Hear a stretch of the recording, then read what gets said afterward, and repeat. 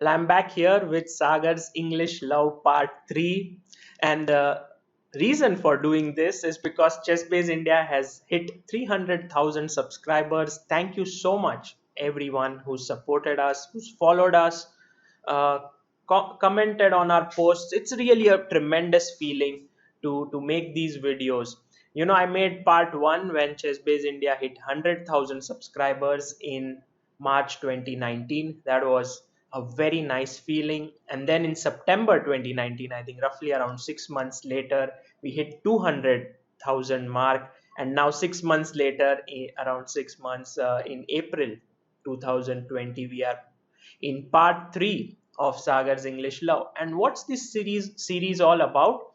Well, essentially, I was a d4 player, and whenever I would play this, my opponents would often reply with solid systems like the Slav, or play some very theoretical stuff in either the King's Indian or the Grunfeld. And while I kept trying to find new ideas in there, it always seemed like my opponents could hit me just about anywhere. And I wanted something new, and so one fine day I went and played c4. The story of this is explained in the first video of this series. In the second video, I showed the reverse dragon system, precisely this position where black would reply with the move a5. And I would recommend every one of you who hasn't seen part 2 to go and check it out, because we're going to start from move 8 or move 9, where we've reached a very important position. All the moves leading up to that position have been explained in part 2. So what are we going to do today is that after c4, e5, g3, you can even start with knight c3. It depends, but here I played g3, and this is my game against Sethuraman, a very strong player. Everyone knows him. This is from National Premier Championship 2012, and this was the 6th round, and Sethuraman was rated 2550. I was 2350, and so this was quite a tough game for me, considering that my opponent was a strong GM. But I still believed in the English, so I played a3 here. Later on, I think I'm going to discuss d3 in this position as well, but I think a3 is the correct move to begin with. And now castles. a5 is the discussion of part 2. Castles is much more logical. It doesn't weaken the b5 square of what it does after the move a5. So here b4. And this is the main point of playing a3. You're playing very ambitiously. You want to play b5, kick this knight away, and win this pawn on e5. Essentially, black has two replies, I think, which are good in this position. One is bishop e6. The other one is rook e8. Let's first begin with bishop e6, which was played in the game. And the natural question is, what happens after the move b5? So I want you to pause this video and think for yourself as to why the move b5 is not really very good. The best way to remember openings is through traps. If I play b5 here, knight d4, and you pick up this pawn, if you remember this trap, what's happening, not a very tough one, but still, if you remember, you do not forget the opening lines. That's the main point, and the right move is bishop b3. Queen has to move, and after knight c2, black is just winning the game. So bishop e6, just as yet, b5 makes no sense because of nd4. And so I played the move rook to b1. My opponent here played the move f6, and now he had to defend because I was threatening b5 followed by taking the pawn. So he played f6, and now I played the move d3. So we come to an important position here. What should black play here? You should think for a bit. Try to understand this position, because when I was playing the English, I had an approach where I would check out Marine's books or say some video and try to look at the theory. But now I understand that more than theory, it has to be understood what's happening in this position. And so I would like you to think about what are the possible moves for black. So if you think logically, I feel that there are three moves that are possible. One is to play a5, I go b5, and then you go nd4. The other one, what Sethuraman played in the game, directly nd4. And the third one is queen to d7. I think queen d7 is not particularly the best move, because after knight to e4, I'm already beginning to threaten knight c5, uh, somehow putting pressure in the position. Like knight d5, I go queen c2. Later I could play knight c5 or put my bishop on b2. The rook can come to d1 and threaten to play d4.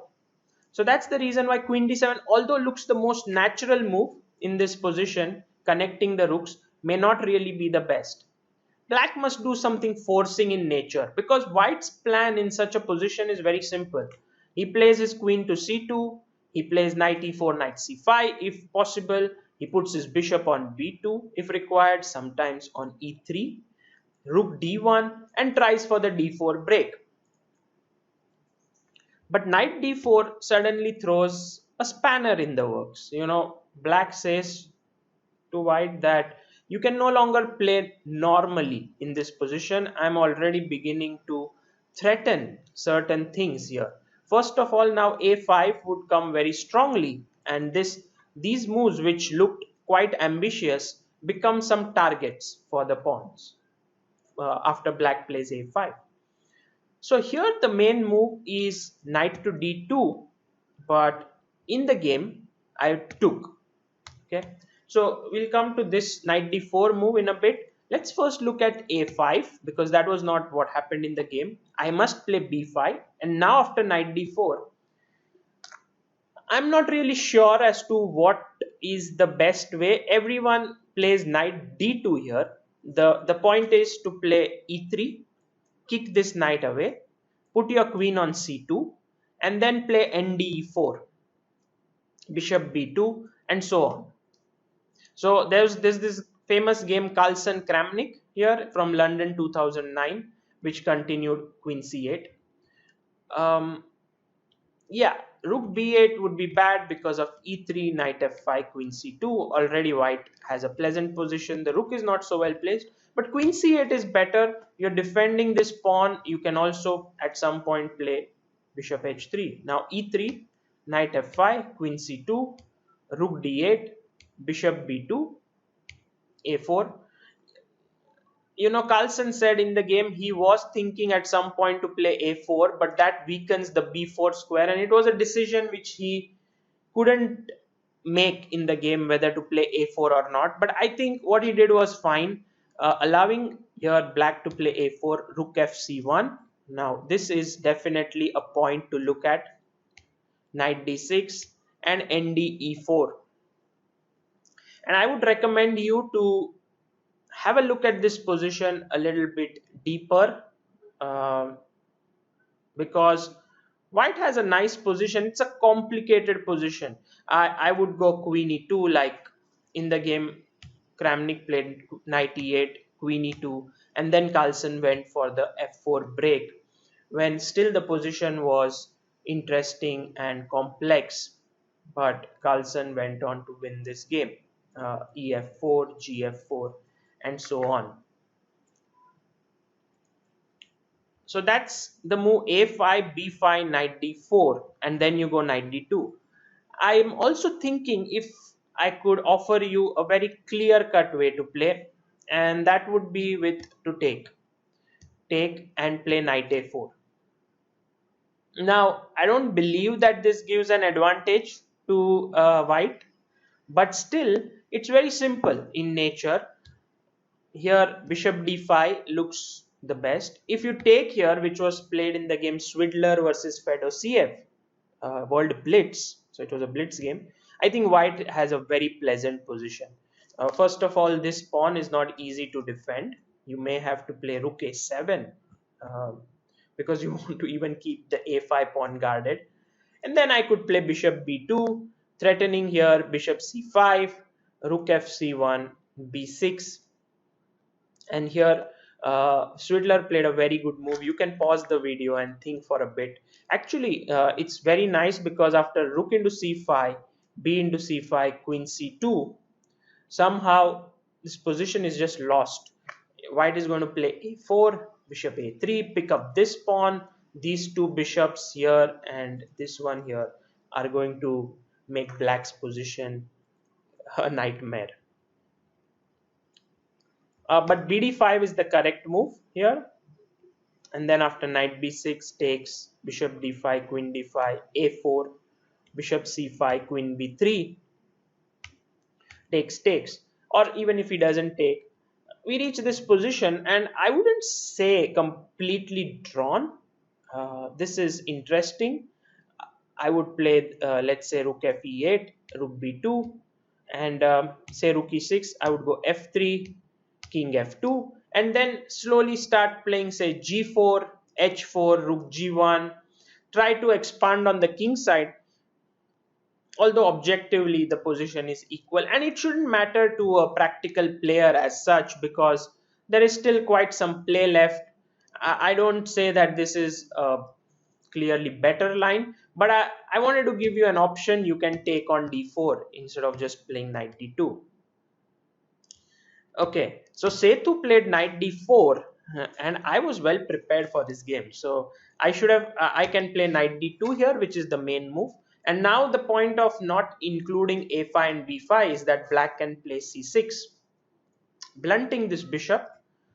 I go, if e3 is played, then after knight b5, yeah, I mean knight f5, knight b3 is already slightly better for white. The knight is planning to go here, so knight b5 makes a lot of sense. Takes, knight b3. This is again an interesting position to look at. I mean, I once again feel black should be doing okay, but you see there are so many different ways in which white can play. He can take here. If he doesn't want to take, he could even think about playing queen to c2, which is a fine move here. But the main move is NDE4. This was seen in the game Raunak Sadhwani and Surya Ganguly. Bishop f7. Maybe the bishop could come out from here. And also it frees the e6 square for the knight. So knight c5, queen c7, e3, knight e6, NCE4, take, knight d7, d4, b6, queen c2, bc, de, and somehow Surya was very well prepared in this game, and it ended in a draw. So that's a fine result for black. But well, as you can see that after NDE4, bishop f7, you can maybe find some other way to play. Instead of NC5, maybe look at E3 as an option. So it's not all drawish as such, but it's an interesting line for black to look at. So F6, D3, Setut played ND4, and I just took. Takes, and I played the move knight to E4. Now in this position, it's strategically very risky for black. Okay, at the same time, specifically white also has some danger. So both sides, for example, these pawns are all very weak. You know, when I go knight c5, my bishop starts looking here, my rook starts looking at b7 because of these pawns. So in a way, black has to be careful. bd5 makes complete sense. I played bishop b2, threatening to take this pawn. He played f5, which is logical, knight d2, and he took, king takes, and played bishop f6. And what I liked about this position is the clarity. You know, I have this weakness, I must gang up on it, while this is my weakness on e2, and black is going to gang up on that as well.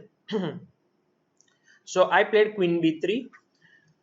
In this position, queen d5 check was also possible. I would go knight f3, bishop f6, rook c1, c6, rook c5, queen d7, queen b3, king h8, and now d5, and I would get the initiative. I think this is what is white's dream. If we can get play on the queen side. But Setu played bishop f6 and I played queen b3 check, and I put my knight on f3, telling him that look, this is a weakness here. My plan is to go a4, a5, put my queen on c4, and you won't be able to defend this pawn. So he played queen d7. If he had gone rook e8, I would play rook fe1 and defend this pawn.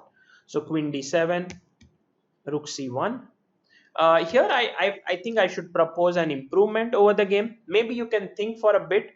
Although I think this is weak, but as you can see in the game, black was able to defend it well. So my improvement is e3. Doesn't look great, because after de, bishop f6, rook f6, fe3, it looks like these pawns are slightly weak. But what white wants to do is play his pawn to d4 and then put his knight to e5. And once again, this is what English is all about. Yeah, you're not going to get plus equal or plus minus positions often. What you're looking at is just an interesting playable position. And e3, somehow at that point it didn't fit my thinking, because d4 was weak for me. So um, why should I dissolve that weakness? But the point is, because of d4, my king also is slightly weak, because there are less pieces here. As we shall see in the game, after rook c1, he played rook a e8, attacking this pawn. I defended it with rook c2, and in came f4. There's also a possible move g5, but then this shows how I would continue. Like, I would go b5, or even a4 is interesting, but b5, g4, take here, bishop d4, rook into c7. You can't take because of bd4. Queen goes back, bishop takes. After e3, queen d5, take, rook b7. I think white is doing okay. He has 3 pawns for a piece, good pawn structure, and sort of an equal position. But instead of g5 here, black went f4, and my plan was simple, b5. I'm following the game Azmai Parashvili versus Murray Chandler, and I said to him that next would be queen b4 to attack this pawn further. And Setu here found a very good improvement over the board. He played knight d5. He thought for quite some time and he played knight d5. So this was my first think in the game. I was prepared until here. And in the game, Chandler had played the move fg3, which is a bad move, because after hg3 you can see it opens up the h file.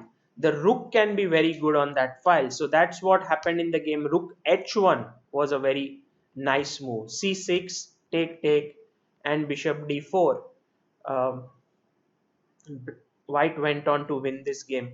I think having the rook on h1 is such a big advantage, because often black is threatening moves like take and check here, but then somehow nothing works because this rook is defending everything.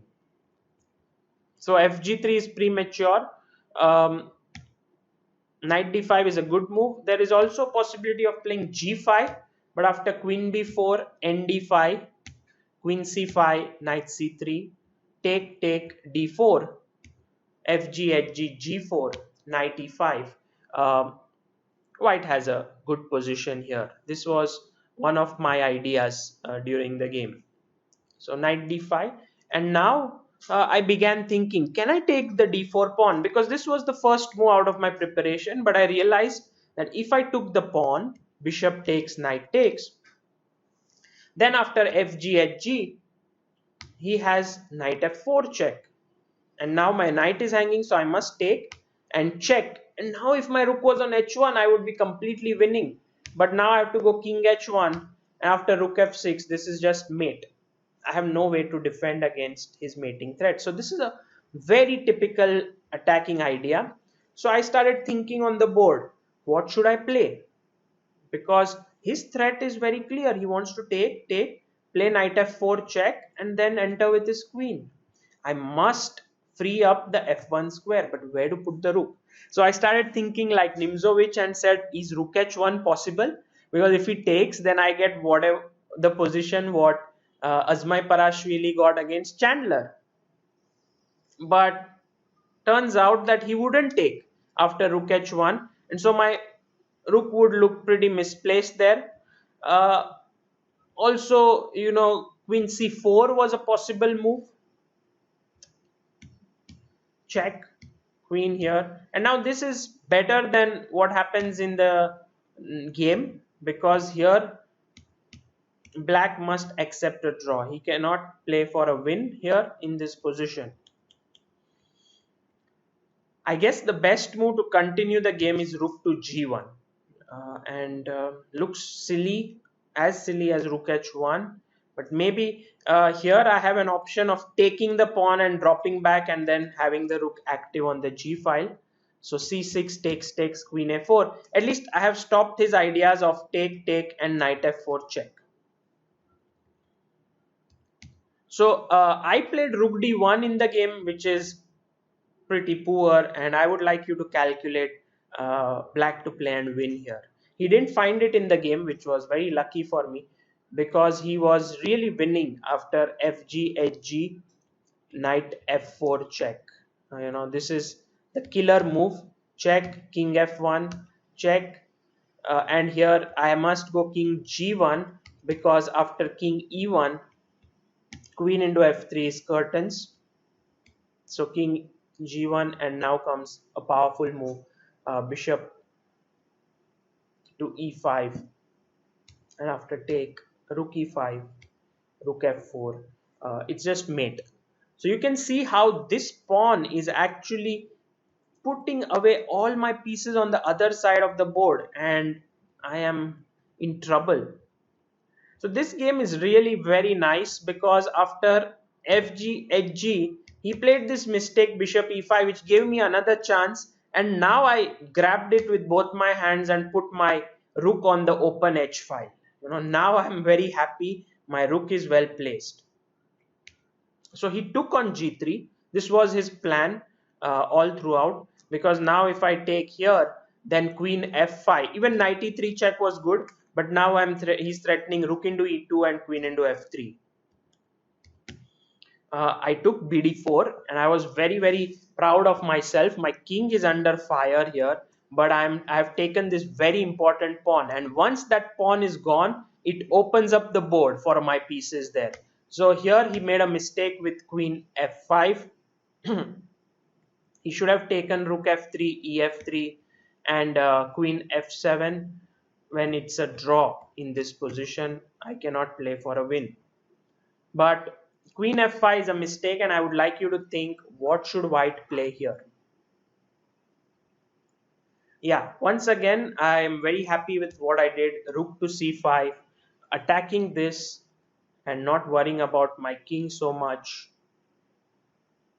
It's just better, because after c6, I had a very powerful idea here, which I missed in the game. Because if he had taken here rook e2, I would have taken queen d5. So c6 in a way is beginning to threaten rook into e2. So here I had rook takes d5, cd, and queen b2, attacking this pawn here. And after, say, something like, say, bishop f4 takes, take here, I think it's just better for white.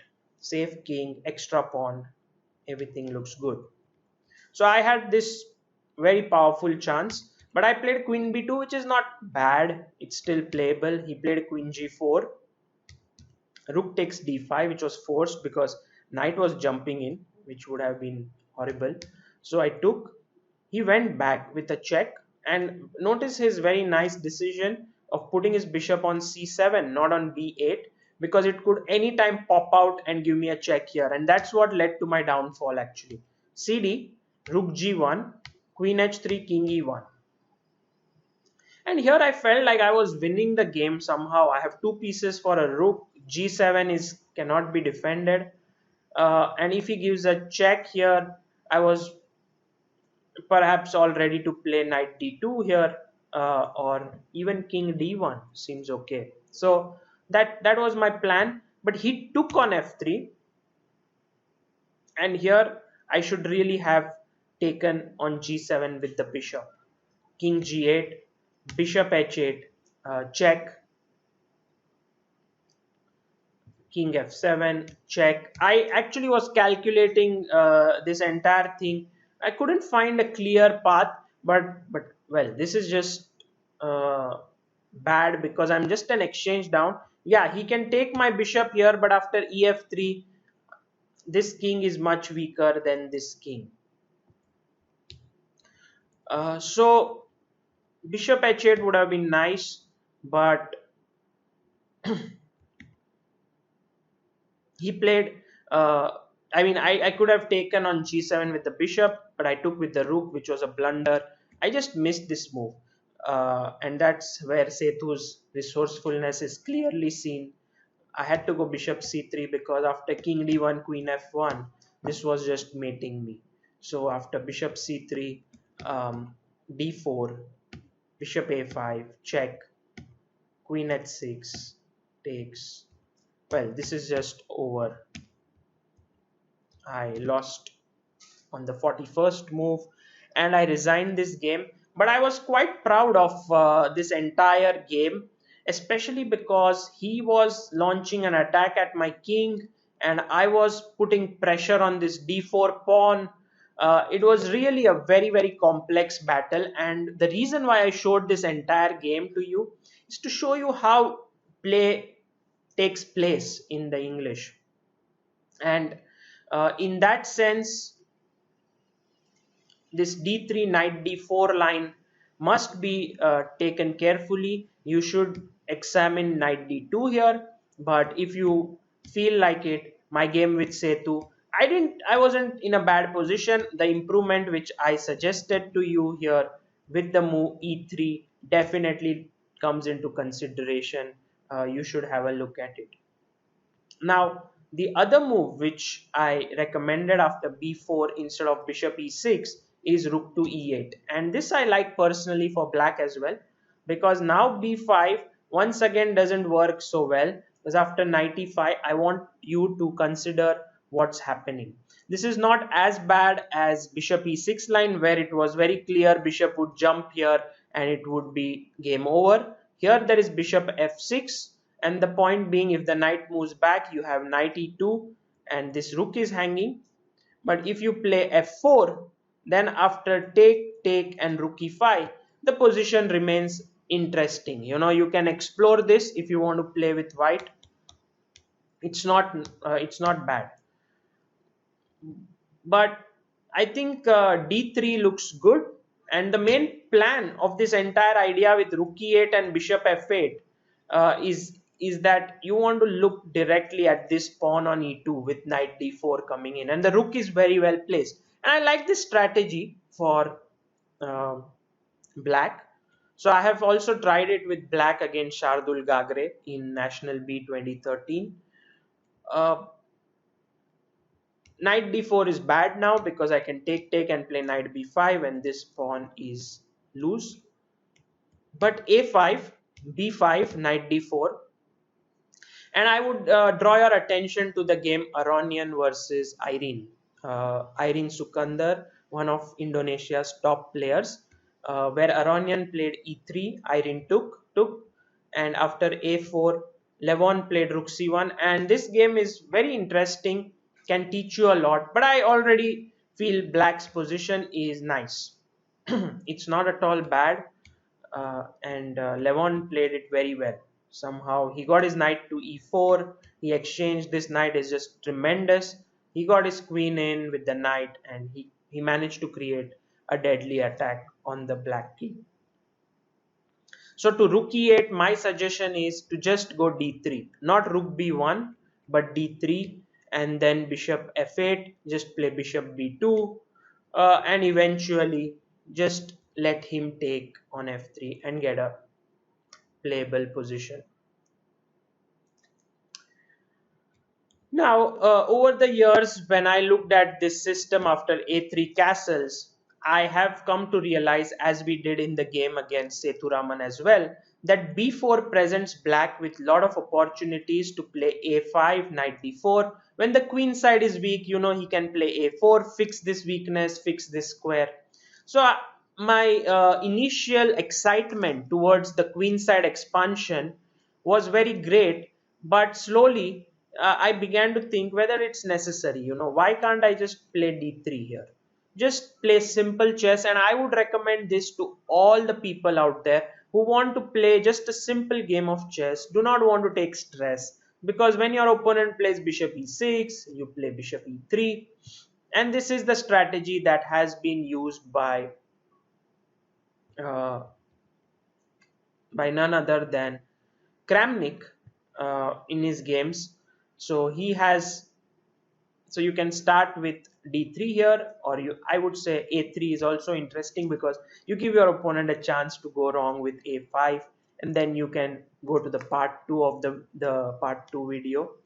So d3 castle a3 is also a possible move order. Bishop e3, knight d5 is one move, f5 is another move, but here white's play is simple. So if I'm given some time, I would play rook c1, knight a4 or knight e4, b4 if required, put my knight on c5, exchange some pieces, put my bishop here, knight could go to d2, then from there could jump in also, could go to e4. This is how generally the play continues in such positions. So knight d5 is kind of the main move, takes, and here I recommend queen to a4, and I will ask you to check out the games of Kramnik from Zurich 2013 against Anand and Gelfand. I particularly like this game against Anand, where I think it was bd6 was played, rook c1, a6, and then he played knight d2, exchanging the bishops, and then here exchanging this, and white has some pressure, rook c1, b4, b5 if possible. You can place your queen on the c file. This is what Kramnik did, you know, he tripled on the c file, and this is a nice defensive move, keeping everything safe. If you play f4, I may just drop back the bishop, looking at this d4 square so the knight cannot jump in.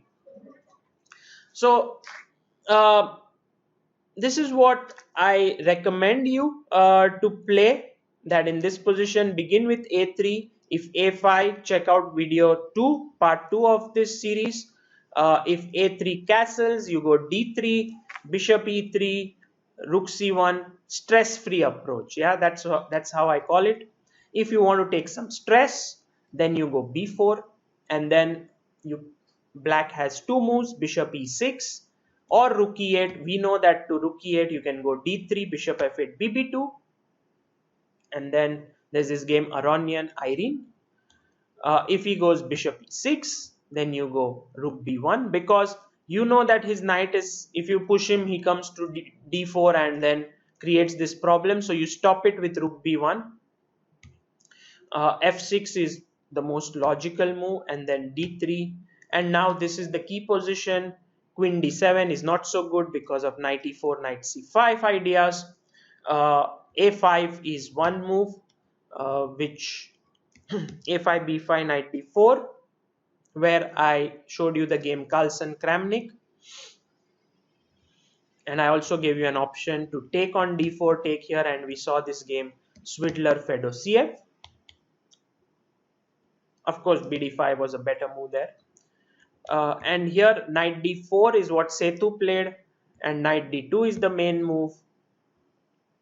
But I took and played knight e4. Following this game, Chandler versus Azmai Parashvili versus Chandler, and that led to an interesting game. So this was quite a tough section, I would say. It's the main line in the English in this entire c4 e5 line where white plays like he's playing the Sicilian and black is playing like the dragon. This is the main line that we have discussed here, and I would say that you are all set to play. If someone goes c4 e5 and plays this dragon system, you should be fine with either d3, the stress-free approach, or b4, playing it uncompromisingly. Whatever you like, you should choose. I don't want to give you just one path. You should have a lot of opportunities, because sometimes you can go b4, sometimes d3. Do your homework, try to put this all down in one database nicely, edit some of the lines, and you should be good to go. Well, next video should come up when we reach 400k. I hope it doesn't take us September to reach 400k, but well, please do subscribe to Chess Base India channel, and if you enjoyed this video, let me know in the comment section, and we shall make more videos on more openings. This is Sagar Shah signing off. Thank you all.